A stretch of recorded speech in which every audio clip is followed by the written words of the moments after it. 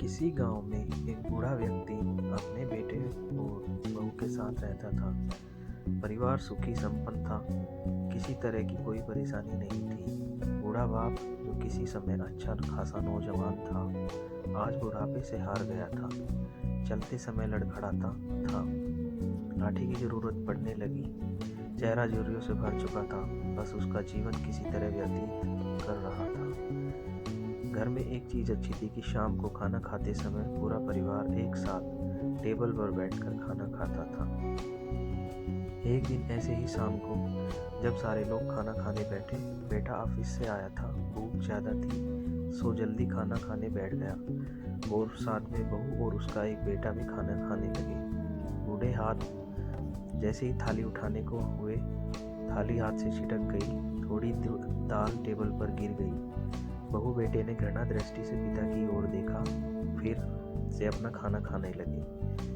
बूढ़े पिता ने जैसे ही अपने हिलते हाथों से खाना खाना शुरू किया तो खाना कभी कपड़ों पे गिरता, कभी जमीन पर। बहू चिढ़ते हुए, हे राम, इतनी गंदी तरह से खाते हैं, मन करता है कि इनकी थाली किसी अलग कोने में लगवा देते हैं।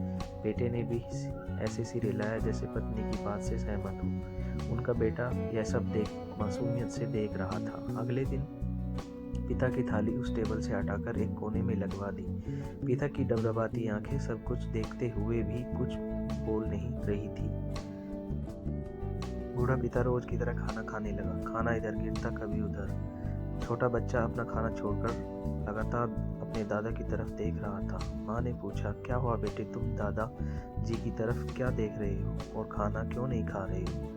बच्चा बड़ी मासूमियत से बोला, माँ, मैं सीख रहा हूँ कि वृद्धों के साथ कैसा व्यवहार करना चाहिए।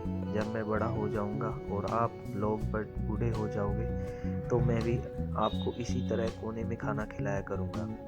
बच्चे के मुंह से ऐसा सुनते ही बेटे और बहू दोनों कांप उठे। शायद बच्चे की बात उनके मन में बैठ गई थी, क्योंकि बच्चे ने मासूमियत के साथ एक बहुत बड़ा सबक दोनों को दिया था। बेटे ने जल्दी से आगे बढ़कर पिता को उठाया और वापस टेबल पे खाने के लिए बिठाया। बहू भी भागकर पानी का गिलास लेकर आई कि पिताजी को कोई तकलीफ न हो। इस कहानी से शिक्षा मिलती है कि माँ बाप इस दुनिया की सबसे बड़ी पूंजी है। आज आप समाज में कितनी भी इज्जत कमा लें या कितना भी धन इकट्ठा कर लें, लेकिन माँ बाप से बड़ा धन इस दुनिया में कोई नहीं है।